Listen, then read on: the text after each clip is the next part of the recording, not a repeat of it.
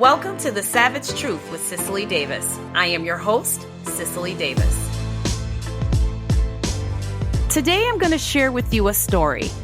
And from that story, we will be confronted with some savage truths and realities about our country, about our government, about our society, and about ourselves. I, as I'm sure a lot of you believe, that America is enduring. But the question is she unbreakable? Is there hope, or are we doomed? I'm sure you may think you may know the answer after reading the title. Save your assumptions and preconceived notions and listen to the story to see what can be done. All of us together, coming up on The Savage Truth with Cicely Davis.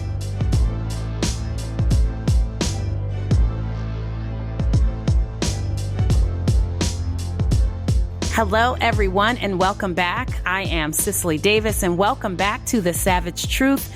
So glad to be joining you yet again. We are in episode 12. Thank you so much for the continued support. For those of you who have been with me from the beginning or joined soon after, I do truly am grateful for your support and tuning in. For those of you who are new, welcome. Welcome to The Savage Truth with Cicely Davis. And I also want to introduce myself for those of you who do not know me or haven't heard of me and decided to just tune in. I actually ran against Ilhan Omar in the Minnesota's 5th Congressional District, which does include all of Minneapolis and northwestern suburbs. So if you are a donor, if you are a supporter, and if you are a voter, thank you so much. Truly, I'm grateful for your votes and your support. But then thank you for continuing to stick with me and joining me on this podcast. The podcast is indeed growing, and so it can't happen without all of you. Please like, subscribe, and leave a positive review on YouTube, Apple Podcasts, and Spotify as we get into this week, the decline of America. Now, I undoubtedly will be covering this subject more than once, probably several times, because this is indeed an onion. It has many layers, but I'm going to take it from this perspective this week. So as I said in the intro, I'm going to share a story with you. And from that story, please listen and see if you can relate. See if there's anything that's relatable. Hopefully you find some humor in it, but then also being able to objectively kind of think about the underlying message and see how we can all do what we can to save our exceptional society. So again, I'm going to share with you a story. I remember maybe 10 years ago, we went out to eat with my father-in-law for his birthday. He ordered a baked potato with butter. Just that simple. A plain baked potato with butter. Unfortunately, the menu only had smothered baked potatoes, and this confused and frustrated the waitress more than I can explain. She, without help, couldn't understand, since it wasn't on the menu, how she could request a plain baked potato with butter. Ultimately, she found a solution, and my father-in-law, of course, did not receive what he ordered, upon which he exclaimed, "The whole world is going to hell!" And we all laughed at his outburst. After all, he was almost 90 years old, and it seemed trivial at that time. But I understand now what he was frustrated by. It wasn't about the baked potato. He was speaking about a larger issue that we had failed to recognize. What the waitress had failed to do was listen and to fully rationalize a solution to a non-complex problem, which ultimately led to the embarrassment of a human being because of her indifference. And to be honest, we didn't understand the savage truth to his outburst. But at nearly 90 years old, my father-in-law was speaking as a witness to a larger decline in humanity. One he had observed over his long life, and he was an intelligent, observing witness. So now at our house, we attribute the beginnings of the collapse of society to Grandpa's baked potato fiasco. Except now, no one's laughing anymore. So that was it, the catalyst, that damn baked potato. And we've been in free fall ever since. Don't believe me? Just look around. It's only gotten worse. If I say to you the savage truth is we have a decline in morality and ethical behavior in America, is that a shock anymore? Did I tell you something you didn't already know? I doubt it. Has it always been this way? Maybe, but not to the level it is today, where rude, condescending, outlandish, and immoral behavior is celebrated throughout the world via the internet and then extrapolated into our everyday life, into this extended world of ours. Can you imagine today how my father-in-law's potato outburst could have been monetized for millions of views? I mean, the waitress could have set up a GoFundMe page and claimed emotional trauma. I mean, being yelled at by a 90-year-old, the outrage today's public would have felt. I mean, we can blame the media, both news and social, but the truth is we all play a role. The media may craft articles or videos to influence an idea or opinion. However, it's heavily influenced by what the consumer is consuming. And time again, we as consumers love inappropriate behavior. Think of TikTok. Someone changing a tire for an old person would probably get 3 views, but stabbing that tire of an old person and watching them struggle to change it, millions of views guaranteed. But that millions of views means money, so that makes it right.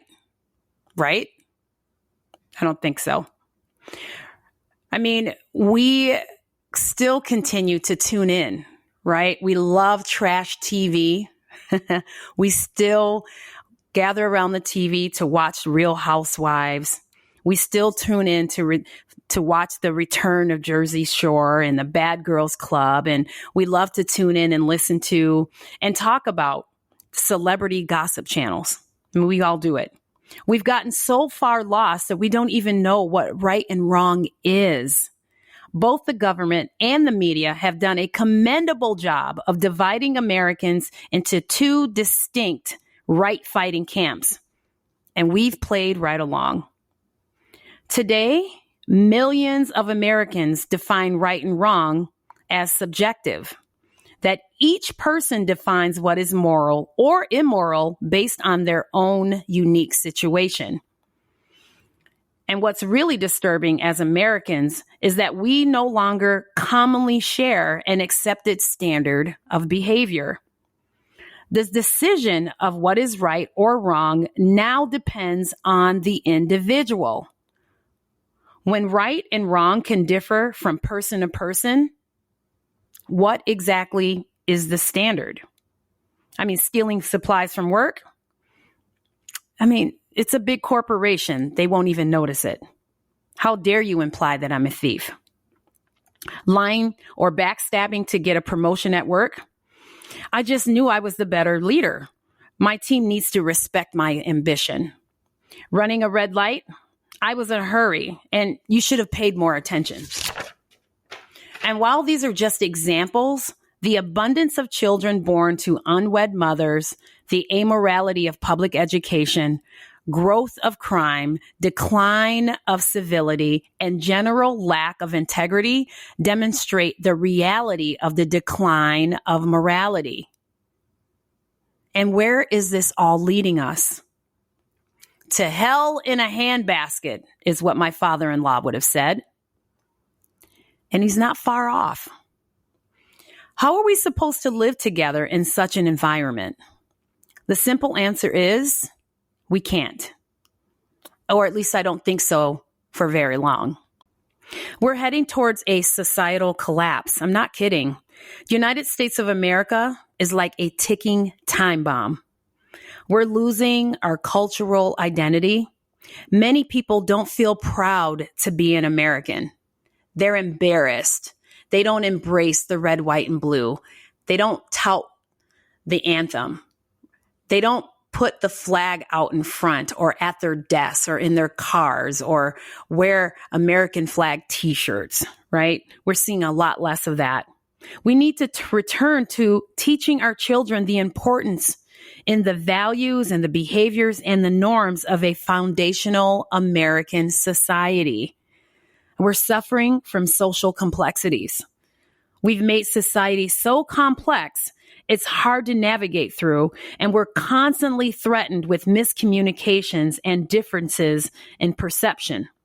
And to top it off, the government has created a complex adaptive system, simply saying it creates more problems than it solves.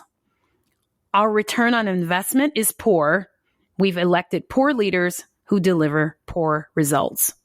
So when I talked about my father-in-law in the beginning, saying that he watched a steady decline in his 90 years and the complexity of that baked potato, I'm simply saying that him being so much older, a baked potato with butter was just very simple. But think of that. Think of that type of life. Think of that expectation in comparison today. I mean, think about the job, right?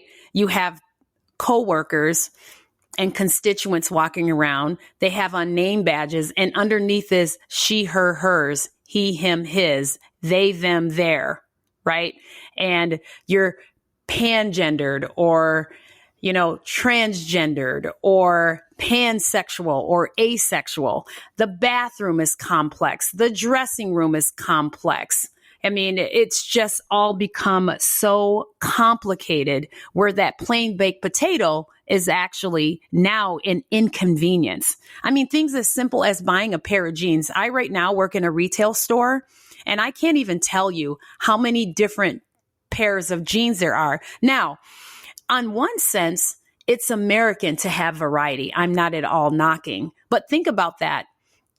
Think about waking up in the morning and just wanting a simple pair of jeans. You have flares, you have skinny flare, you have boot cut, you have skinny, you have wide leg, you have skinny leg, you have cropped, you have longs, you have curvy, you have short, you have petite. I mean, things have just gotten so complex. This is what caused my father to, exclaim in such a excited way.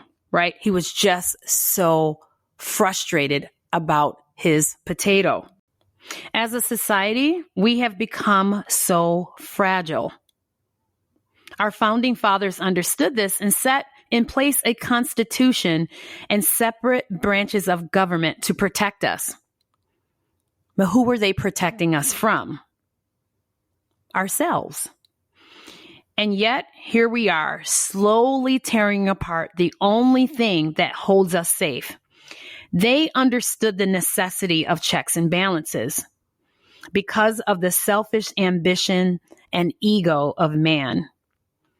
The Constitution, America's birth certificate, established 3 branches of government, the legislative, the executive, and the judicial branch, to create a separation of power so that no one branch of government could accumulate more power than the other. A system of checks and balances to prevent tyranny. Okay, Cicely, how much time does America have left? Thank you for asking. I say maybe 2 decades, best case scenario. Think I'm kidding? In the 1970s, they did an MIT study that predicted the collapse of society as predicted around 2040. That's not that far from now. So how do we stop the decline of society? Well, once again, we start with ourselves. We start with us. We look and examine our own behavior before we look outside of our glass walls. If we are unwilling to change, then nothing around us can change. We need to look back at America's foundational history and examine our own efforts in upholding those values. Have I stolen from work? Have I taken that pen or that ream of paper or those staples or any other supplies? Have I run those red lights because I'm simply in a hurry? Have I stabbed someone in the back at work for my own personal advantage? Have I done something as simple as speeding, doing 55 in a 40? Have I ever cheated on a test? And it seems trivial, but all of this contributes to the decline of society, the decline of morality. America needs to focus on the common good. We need to reestablish the importance of community and service. We need to move away from a me-centered culture and reestablish respect for America and American values. In 2022, a report suggested that 50% of Americans thought morality was in decline. 37% thought it was fair. A total of 13% thought it was good to excellent. And shortly thereafter, another study reported that the decline of morality was an illusion. In 2023, that's actually gotten worse. According to a Gallup poll, 54% think the state of moral values are poor. 33% think it's fair. 83% believe it's getting worse. 74% of Republicans believe that our values in America are poor. And an entire 90% of Republicans think they are absolutely worsening. Back to those who think the decline of morality was an illusion. I don't know where they're living or where they're looking. An illusion? I think that more closely explains the reality of where we're living. An illusion. An illusion where men can be women, humans can be dogs, a pathological liar with beginning dementia can be president, and we're not using pronouns correctly is potential hate speech or even violence. Where should I stop? I could go on and on. Who do we blame? Well, a good place to start. Let's start with the government. The government's continuous intervention in the economy, community, and in society has made people more dependent on the state, all at the sacrifice of freedom. For a false sense of security, think about the masks. We've handed over our personal freedoms and our liberty. Think about the masks during COVID, when we just willingly put them on. We didn't question because we didn't want to rock the boat and we didn't want to be called a Karen, right? And we were afraid to be thrown out or thrown in jail or have our businesses shut down or have people just simply ridicule us. So we just gave up our freedoms and put on the masks. And while government isn't solely to blame, economic and social legislation over the past 50 years has had a negative impact on virtue. Let's talk about welfare. And if we're talking about welfare, what am I saying? Well, let's start with morality. What's the link between welfare and morality? Well, thank you for asking. Welfare ensnares people in immoral behaviors. There's financial reward for having children outside of marriage and not holding individuals accountable for their actions. When the state undermines the incentive for moral conduct, it smashes the moral compass of right and wrong. While people keep asking for more government programs, this is not the answer. More government spending will not answer all of our social, economic, or cultural problems, but it will indeed make them worse. Stop making poverty pay. Stop making poverty pay. If we continue this behavior, we will continue to cultivate citizens of immoral behavior, low education, and an insatiable appetite for more and more government subsidies. The woke world stands like a god spewing prophecies of salvation as if they are the saviors of society. The grandiose posturing of politicians, corporations, and celebrities have circumvented the moral behavior of the American public. It's time to take a stand. It's time to draw a line in the sand right here. If you're anything like me, you've stopped to ask the question, how did we get here? How do I feel about the state of our country? And I know it's easy to get discouraged. I've had those thoughts. Truly, as a Christian, I've had those thoughts that these are the last days and we're living out the last days. I think about Revelation and these are the end times. But I'm reminded of America's genesis with the Revolutionary War, and I'm reminded of the Civil War. And in such a historically young country, relatively, I'm reminded that exceptionalism was never easy and it will never be easy. It's never been easy to maintain. This world and this life was never promised to be easy. I think as we progress and advance more and more with innovation and technology, we tend to forget that. It's important, even with all we're facing, to not give up or catastrophize our situation. We are not in an unprecedented time of turmoil. See, the Revolutionary War, which we fought to get our freedom, I'm also reminded of the Civil War, in which we fought each other to maintain our country. Now we're in a different fight. And this is one where we're being called upon to hash out and to reestablish and exercise our political will. Remember the 80s. Think back when 49 out of 50 states voted Republican. Okay? This is not about persuasion to vote one way or another. What I am saying, however, is that generally, when you see those type of results, you understand that as a society, we all generally thought in the same way. We all respected law and order. We all believed in a higher power for the most part. And even for those who don't or who didn't believe in a higher power, who were agnostic or atheists, they at least still believed in the common good. They still believed in family and service and law and order and supporting the individual and a sense of community. So it's really important that we do one very specific thing. We need to vote. It's important that we get out together 100% and we vote. We need to build an American machine, a machine focused on limiting government and the refounding of American principles. These steps are the beginnings of returning to a civil society.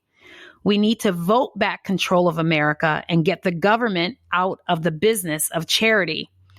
Only then will we be on the track, back on track to our moral integrity.